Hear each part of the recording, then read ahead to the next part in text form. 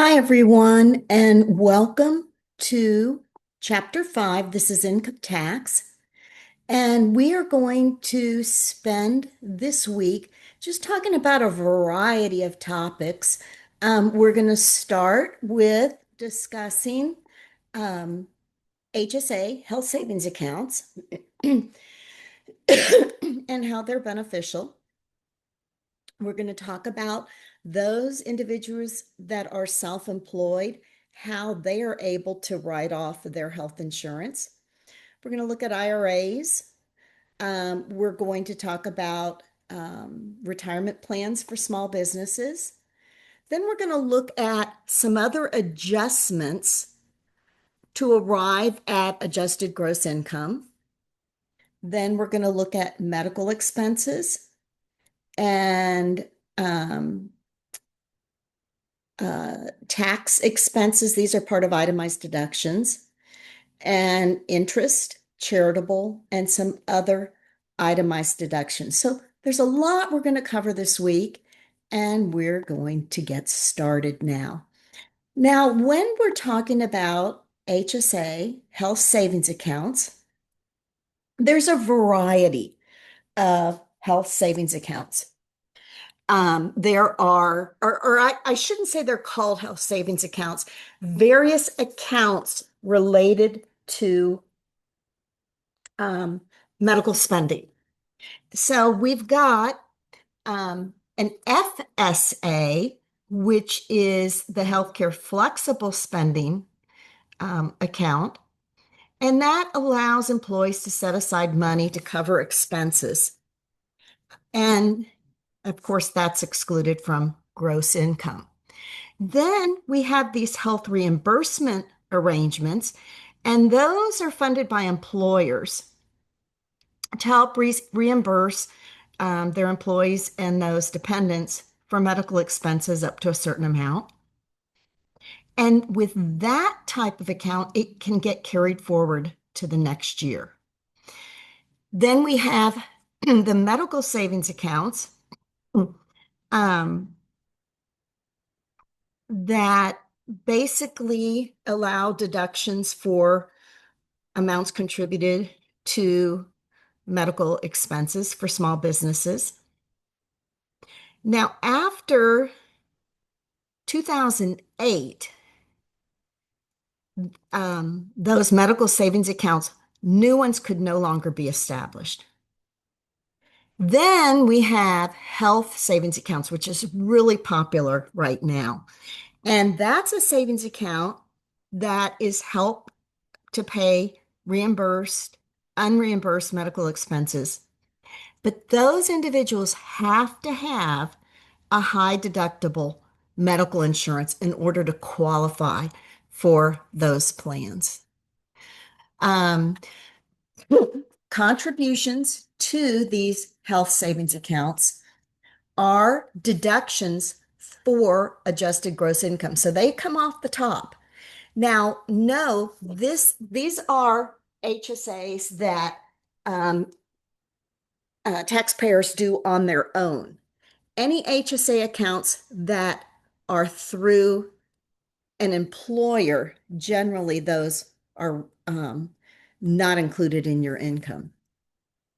So, sorry about that. In terms of the HSAs, unused contributions are able to be accumulated into that HSA until you use it up. Any amounts that are taken out related to medical expenses do not get taxed. For 2024, the contribution limit for a family is 8,300, and then for an individual is $4,150. If a taxpayer is over age 55, then they are allowed to add an additional 1,000 per taxpayer or the spouse that's over age 55. In order to have an HSA, your insurance deductible, the minimum, if you're a family, is $3,200. And for yourself, the minimum is going to be 1,600. The maximum healthcare insurance that's out of pocket for a family is 16,100 and for an individual is 8,050. If contributions are made by April 15th, then you're allowed to take them for the current year, or I should say for the prior year. They need to be made by April 15th of the year following the year for which the contribution is made. All distributions, if they're used for medical expenses, are excluded from income. Distributions that aren't used to pay for qualified medical expenses not only get subject to income taxes, but also have a 20% penalty. But once a taxpayer is 65 years old, distributions taken that aren't medical are subject to income tax, but are not subject to the 20% penalty. These distributions that come out of an HSA get reported to the IRS on a Form 1099 SA. So if Gabriel's 35 years old and carries self-only coverage in a high qualifying deductible plan, Gabriel can contribute up to $41.50 for his HSA and deduct this amount for AGI. Gabriel may use some or all of the contributions to pay medical expenses he's incurred. However, Gabriel considers himself pretty healthy and does not engage in any typical high-risk activities. Should Gabriel contribute to an HSA? Absolutely, because it's tax deductible. And you can continue to use it, to hold on to it until you do use it. Self-employed health insurance deduction. Now, when those individuals are employees, usually the employer will have a health plan, and any contributions that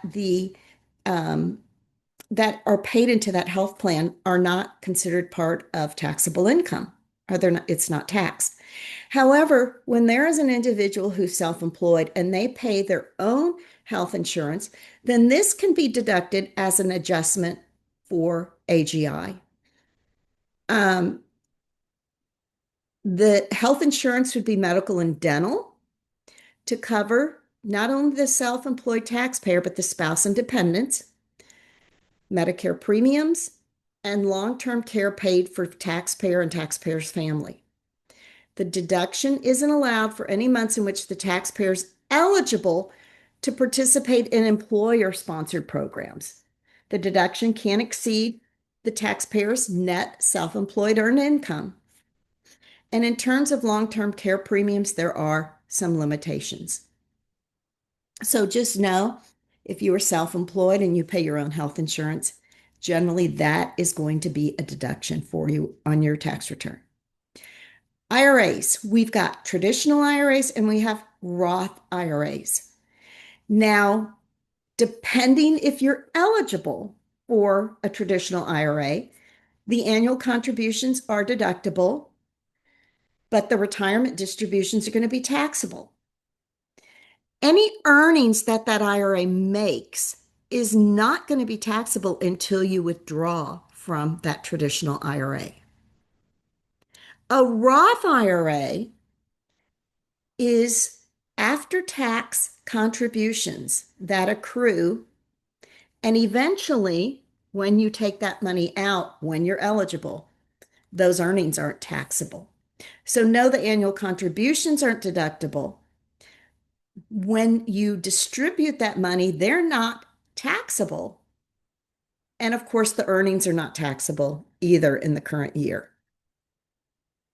In terms of Roth or traditional IRAs, 7,000 is the limit per person. However, if your earned income is under 7,000, then you have to only take up to your earned income.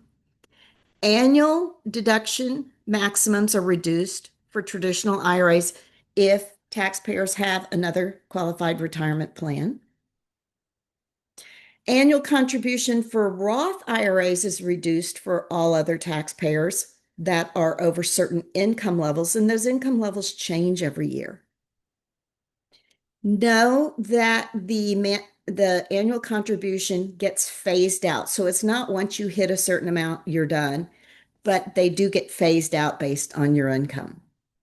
So if Noah is 42 and single and wants to contribute the maximum to his Roth, and if his AGI, adjusted gross income, is 149,000, he's going to have to limit his contribution.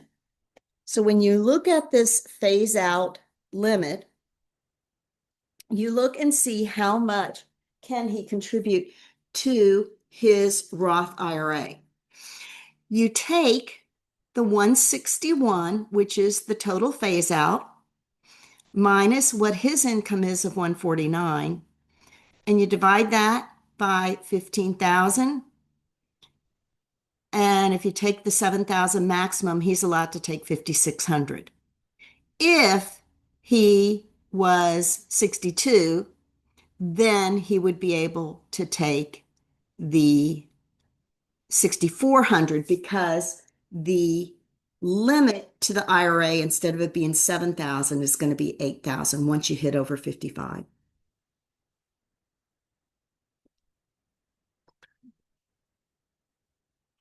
Oops. Okay. Liza and Mikal are married and are both 41 years old. They file their taxes jointly. Liza's covered by a 401k plan at work and earns 106,000. Mikal is not covered by a plan and earns 38,000. Using the phase out AGI limits for contributions to the to IRA tables, how much can each of them contribute to a traditional? One spouse in this case is an active participant in a retirement plan, and the other is not. So we have different limitations for each of these individuals. The active participant spouse, that individual who doesn't have a plan at work, um, because their company doesn't offer it, is allowed to take the full amount. But if unless the $123,000 to $143,000 phase out range applies to the couple's joint income.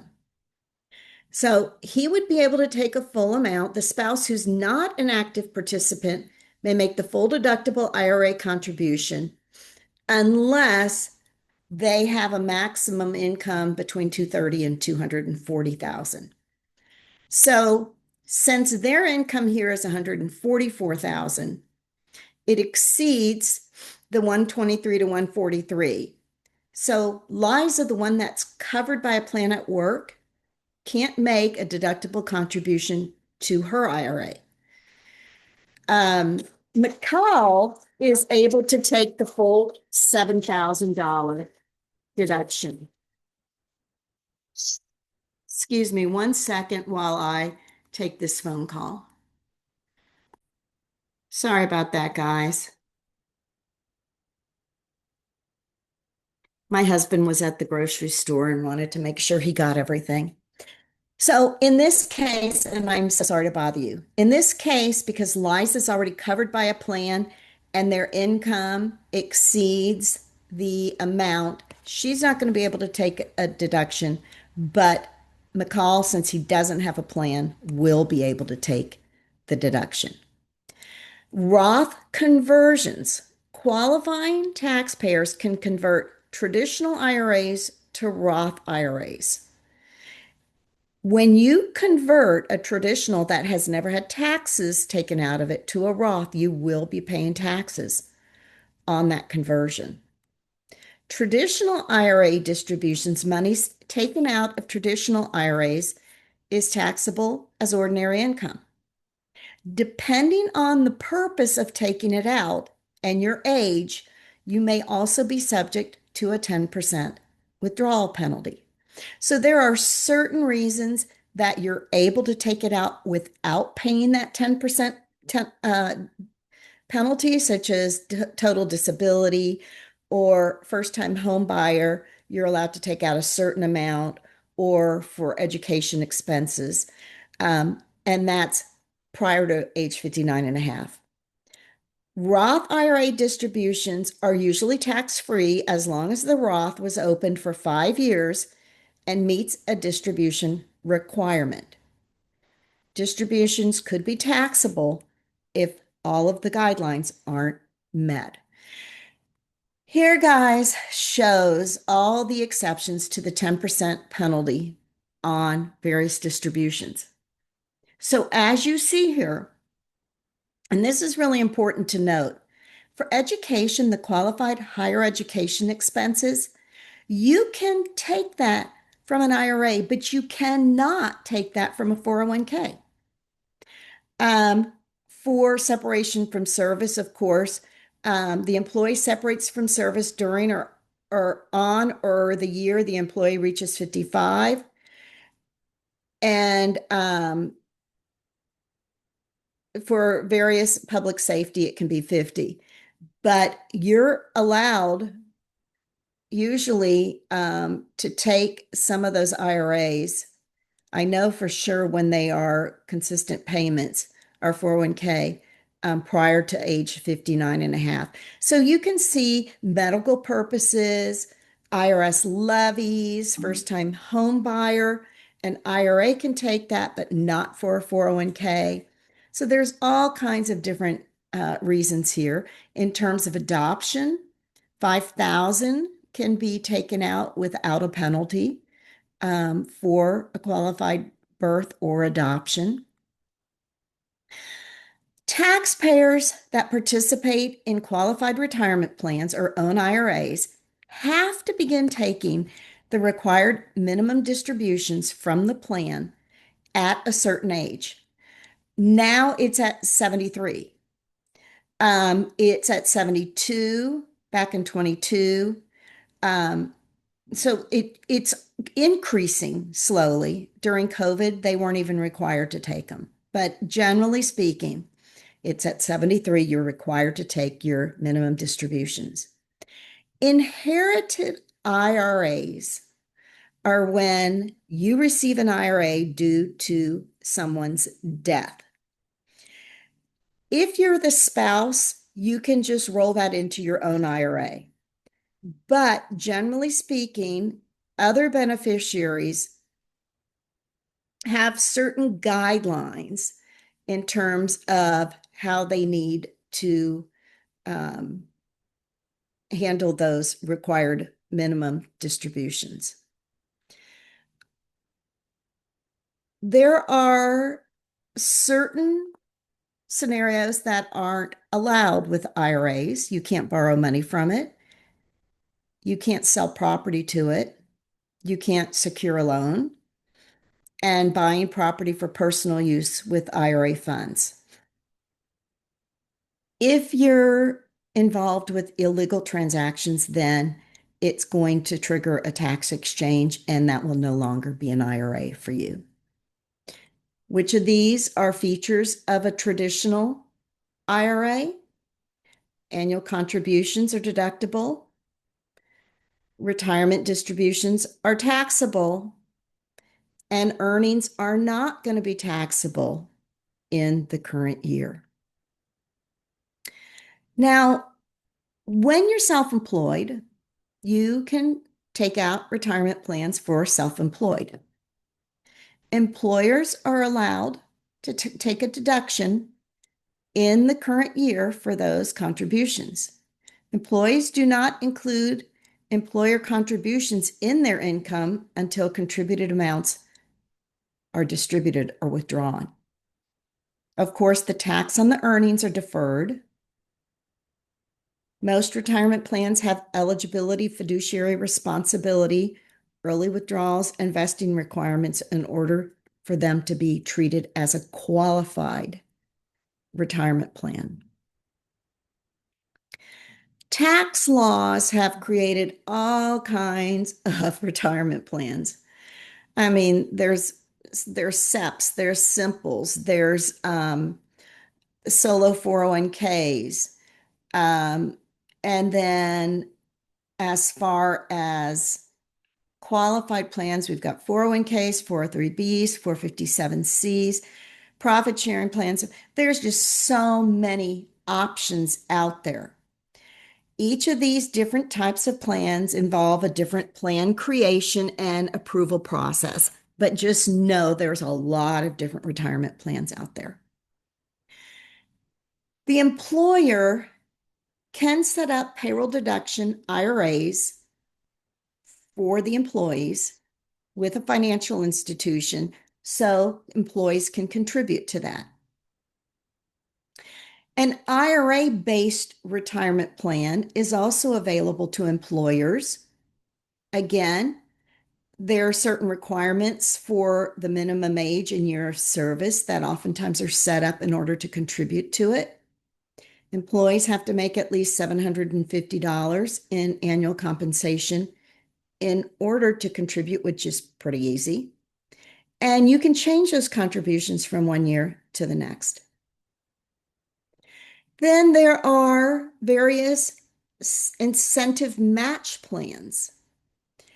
Employers with 100 or fewer employees can have a scenario where the employer contributes and the employee contributes. They need to be offered to employees that make at least $5,000. And the employer can match employees' contributions up to the first 3%, and then 2% of each eligible employee's compensation. So, guys, know that there's so many rules. You're not going to be able to memorize all this. You just need to be familiar with it so you need to know where to look. 401k plans are probably one of the most common for private businesses. They have expenses to set them up, but the benefit is great for their employees. So it allows employees to pay into 401k plans or be part of a profit sharing or stock plan. It allows you to reduce compensation. The amount that you're putting into that 401k plan gets reduced from your income. Know that if you're under a certain age, you can only put in up to 23,000. Once you hit, I believe it's over, somehow I want to say it's over 50, you can add another 7,500. And again, all these contribution amounts are limited. There are simple 401ks that have 100 or few employees, companies that have 100 and few, 100, less than 100 employees. Then again, all kinds of new ones, all kinds of 401k plans. There are also Roth 401ks. So the contribution you make to that 401k is not deductible. It's similar to a Roth IRA. But so they're not going to reduce your taxable income. But then when you're eligible to take out that money, it's not taxable. Okay. Small employer pension plan startup cost credit. A new small employer pension plan with 100 or fewer employees is able to claim a credit for 50% of the plan startup costs up to a maximum credit. So basically, they're trying to encourage small businesses to set up these plans. So know that the first year they're allowed to get a credit of $1,000 for the cost in setting that up. And then as you see, the maximum eligible $1,000 in the first year after the plan's established. Then they're allowed to take up to 75% in the second year with a maximum contribution of $1,333. And then in the third year, they can take up to 50% with a maximum amount of 2,000. And then in the fourth year, up to 25% with a maximum contribution of 4,000. Oh, after 23, qualified plans may treat an eligible employee's qualified student loan payments as an elective contribution. So this is for qualified student loan payments. Employers are permitted to provide a matching on the qualified student loan payments. Self-employed taxpayers report deductible contributions as a for AGI deductions on line 16 of Schedule 1. So those amounts that are contributed into a retirement plan, the self-employed taxpayer can deduct that as an adjustment for AGI. When monies are taken out of a retirement plan, they are reported on a Form 1099-R form, and those amounts would be included in income on your tax return. And we kind of went through a Roth 401k plan. Those contributions you put in are not deductible. But the beauty is when you go to take that out, they are definitely tax-free. So I encourage people, especially if you're younger, to absolutely put money into that Roth 401k plan because your money is going to grow exponentially. There are other deductions for AGI. Educator expenses. So if you're a teacher, you can write off up to $300 of unreimbursed cost in your classroom. And then there are certain business expenses for performing artists that allow you to take your unreimbursed business expenses as a deduction for AGI. Normally, well, in this day and age, you can't even write off employee expenses anymore. So artists who worked for at least 2 employers during the year can write their expenses off for AGI, and National Guard or Reserve members who travel more than 100 miles from home are allowed to write off their deductions, their expenses for that as a business expense for AGI. And then certain government officials. I don't have many people at all who get this benefit. Because again, with the National Guard or Reserve, you have to be traveling more than 100 miles from home. Moving expenses is not deductible as of now. And the only ones that can are our military, armed forces. Jury duty. Some employees that receive jury duty pay from the courts are required to repay the amount to their employer, generally because the employer is also paying them for that time. Greg and Iris are a married couple who files jointly, and both are high school teachers.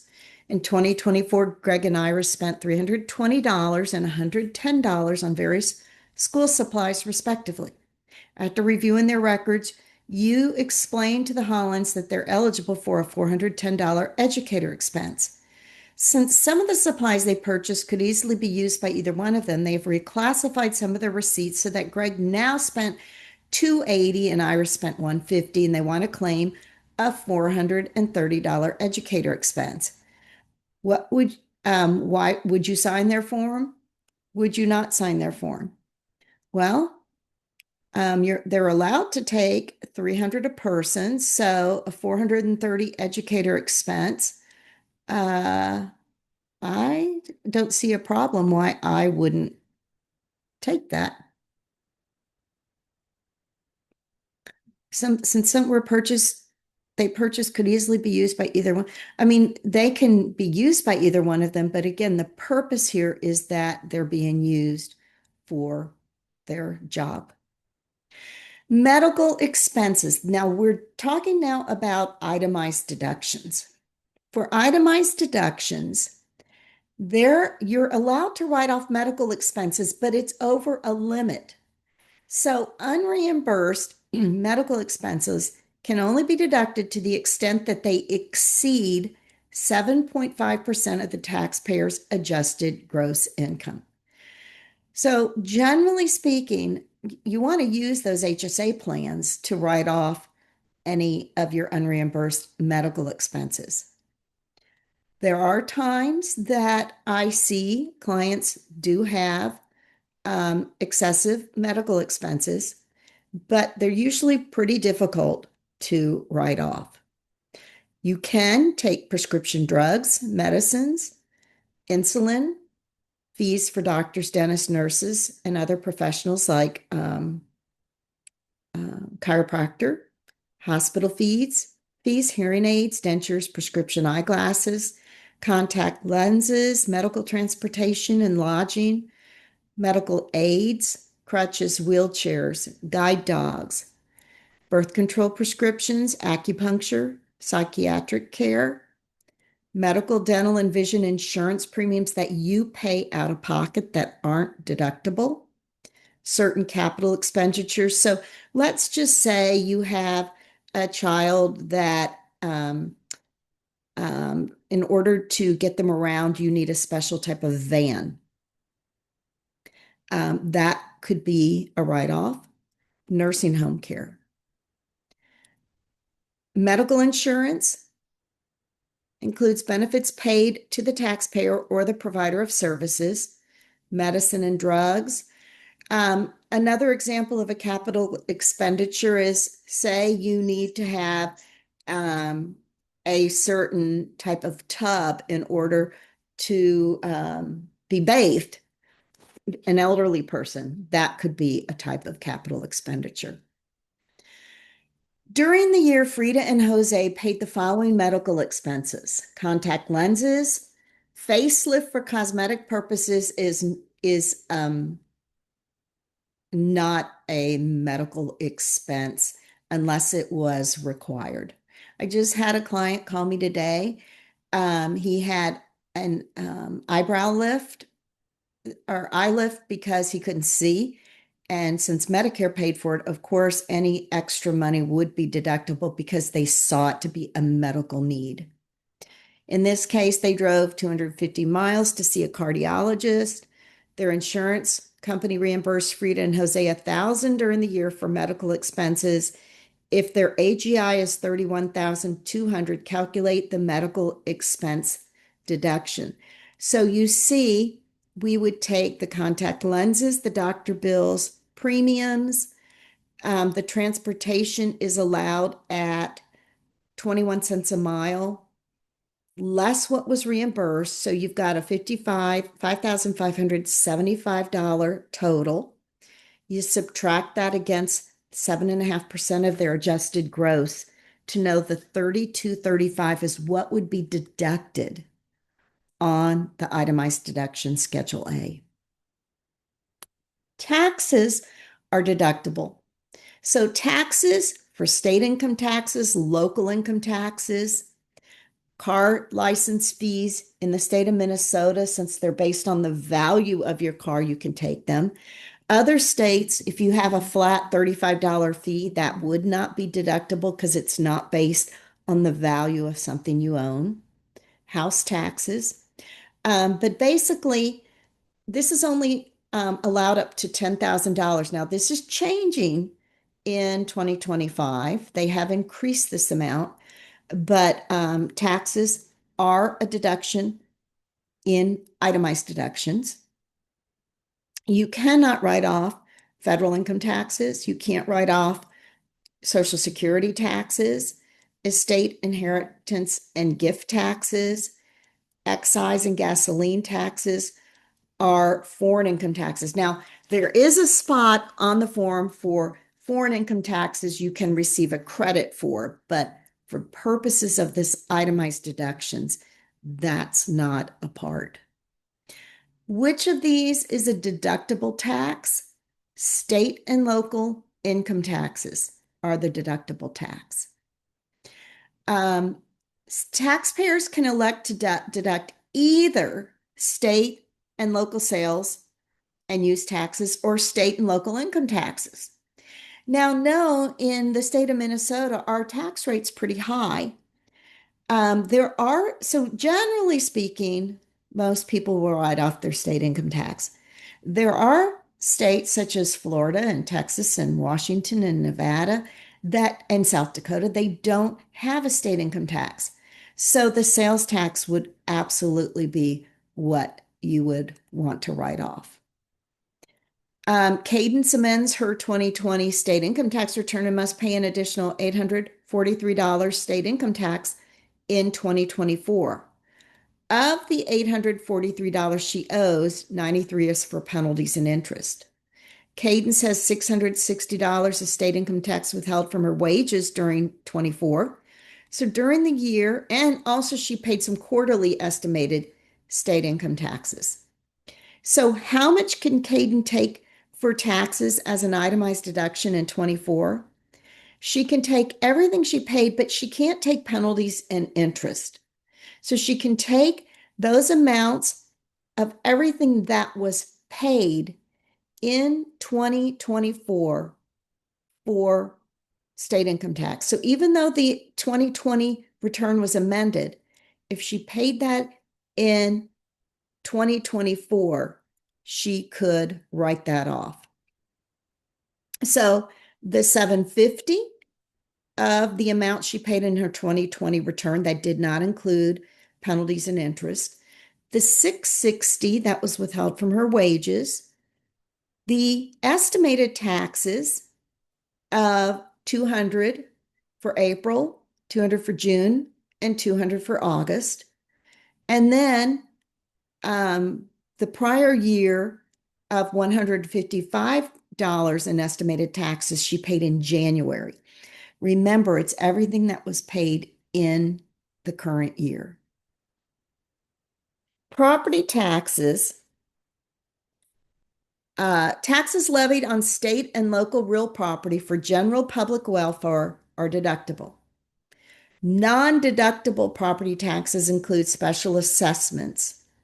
So let's say you have a home and your property taxes are $2,000 a year.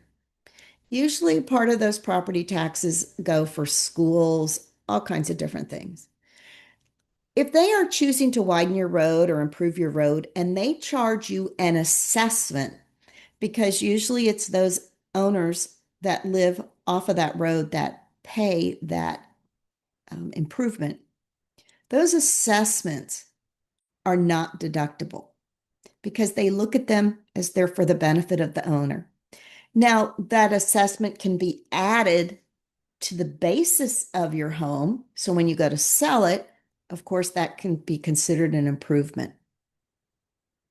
Again, personal property taxes, for those to be written off, they have to be based on the value. So if in Minnesota you have an automobile and it is worth $30,000, and so they tax you based on the value, which is how they do it, you can write that off. States where it's a fixed amount, you cannot deduct those. There are pass-through entity taxes. So basically a pass-through entity tax allows you to, the business will pay some taxes for your benefit.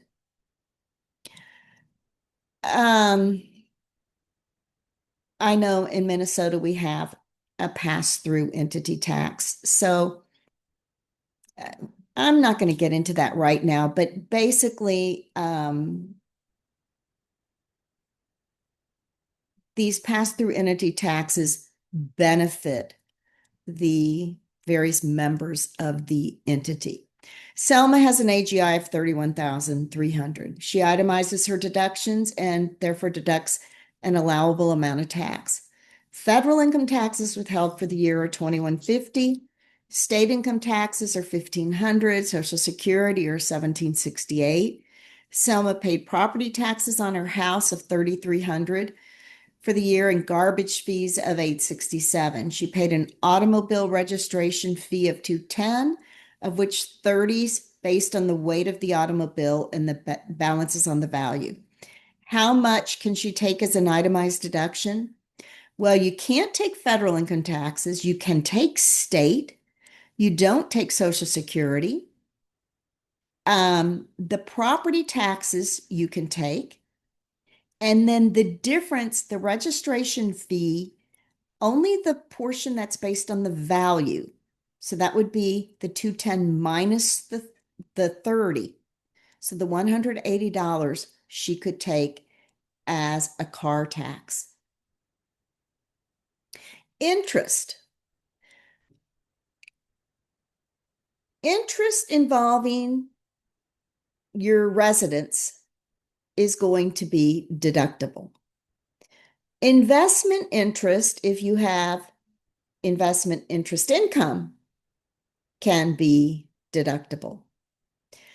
Consumer interest is not deductible and includes interest on any loan in which the proceeds are used for personal purposes. So know that generally speaking, mortgage interest is going to be deductible. To deduct interest on debt, they must be legally liable for the debt. So let's say you live in a home with another person, but your name is not on the mortgage and is not on the home. You are not allowed to take that mortgage interest. You have to be liable for that mortgage interest.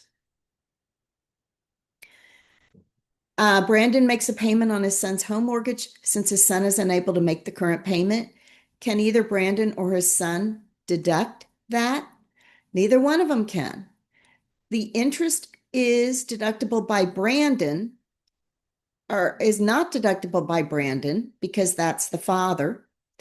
And since Brandon's son didn't even make the payment, then he can't deduct it either.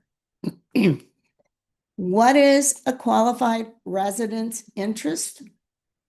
It's debt that results from acquiring, constructing, or improving a taxpayer's principal or secondary residence. It's limited to $750,000. Interest deduction up to $100,000 of a home equity debt has been suspended through 2025 unless that home equity debt is qualified as an acquisition debt. Student loan interest is deductible up to $2,500, but depending on your income, it could get phased out. Investment interest deduction is limited to the net investment income. Charitable. Charitable contributions are allowed as a deduction.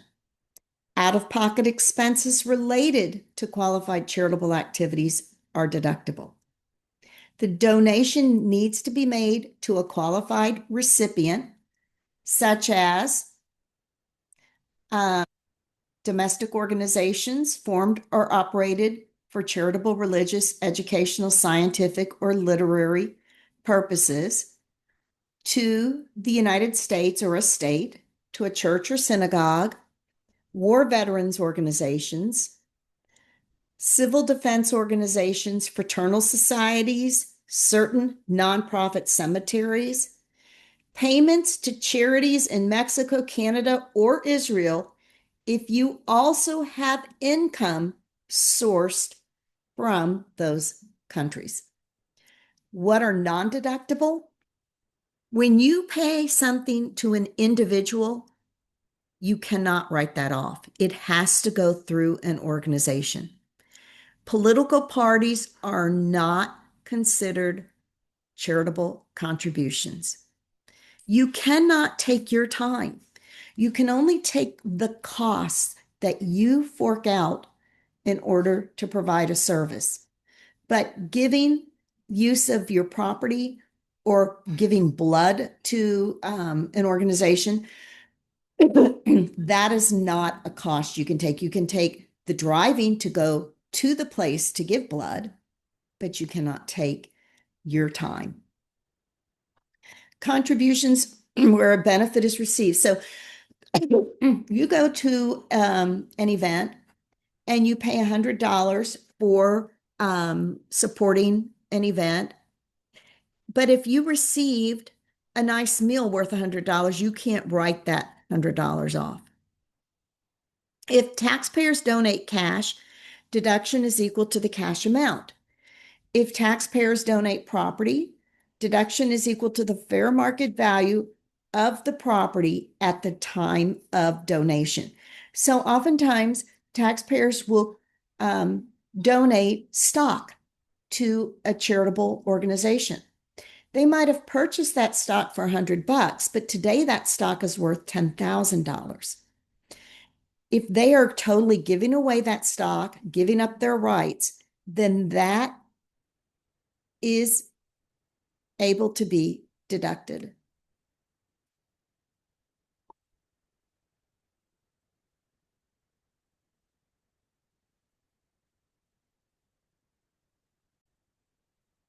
Sorry about that, guys. Okay, moving on here.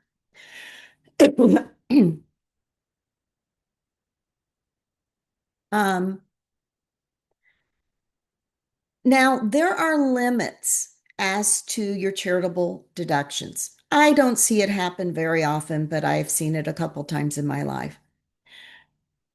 Public charities, churches, and most educational institutions, hospitals, governments are all 50% charities.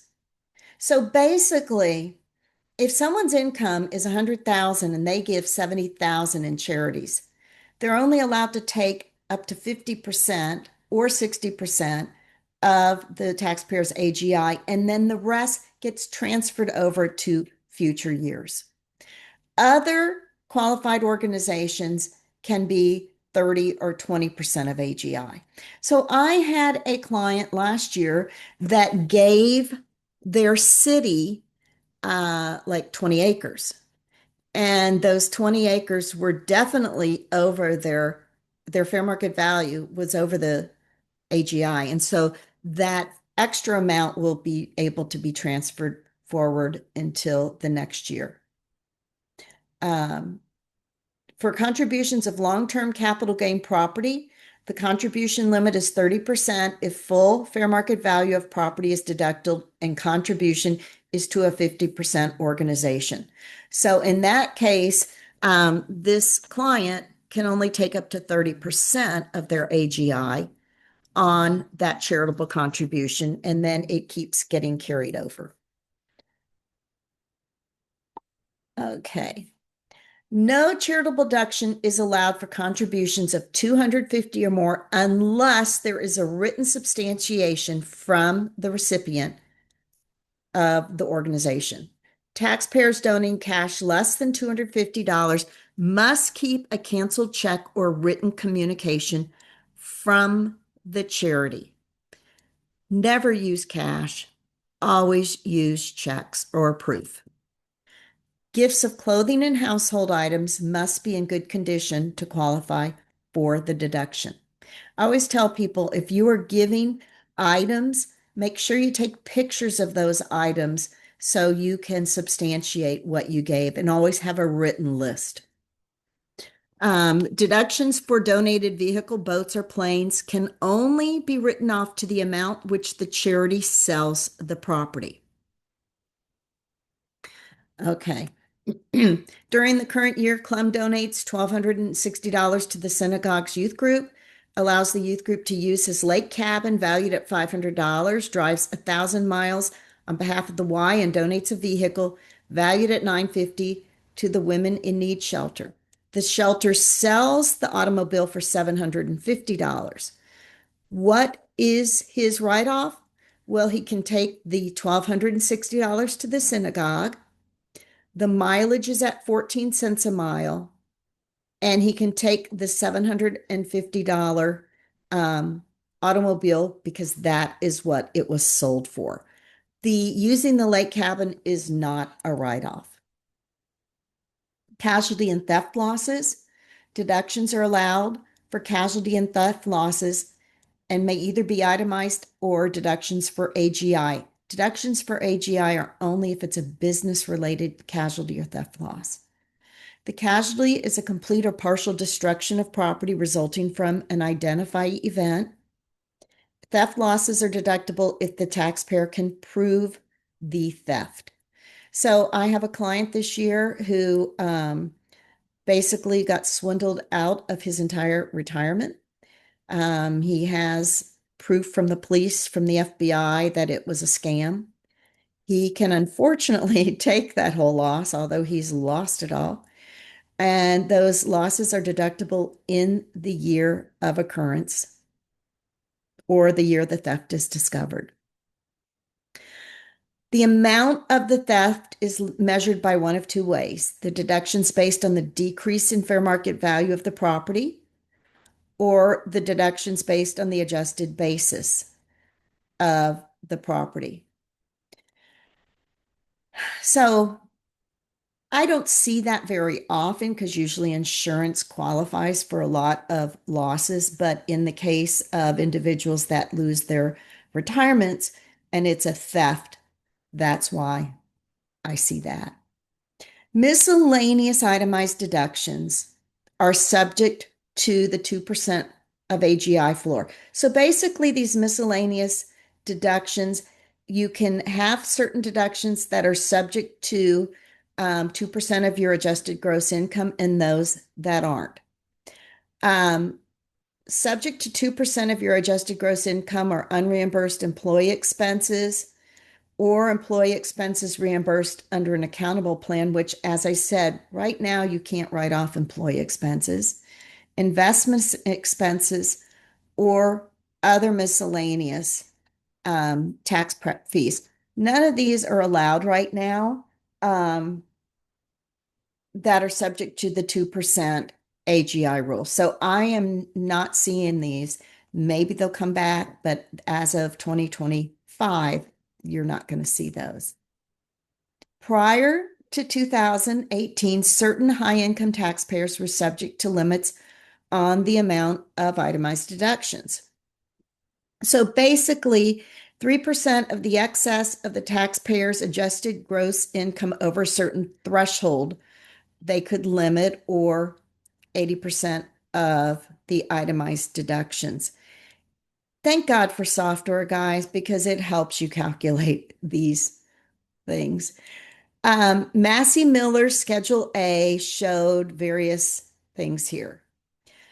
She has contributions to a family whose house burned down. You can't take that. You can only take contributions to an organization. Time while working at a volunteer food bank. You cannot take your own time. If you're going to the volunteer food bank and you have 10 miles each way, you can take that standard deduction for your mileage. Cash contributions to the United Methodist Church, you can take. Cash contribution to Salvation Army, note from Massey. I can't remember exactly the amount I gave and I can't find the receipt. I think it was about 500. You can't take that unless you have contemporaneous records showing what you gave. Okay? So just know, in 24, Adam and Kathleen Alexander hosted an exchange student. Axel was part of the International Student Exchange Program, a qualified organization. Axel attended 10th grade. They didn't claim him as a dependent, but they paid for these various things.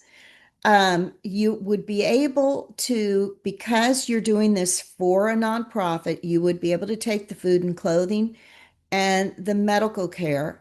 But the fair market value of lodging and the entertainment, you would not be able to take. So I hope that's been helpful for this chapter. I know I've rushed through it, but you guys have a good week.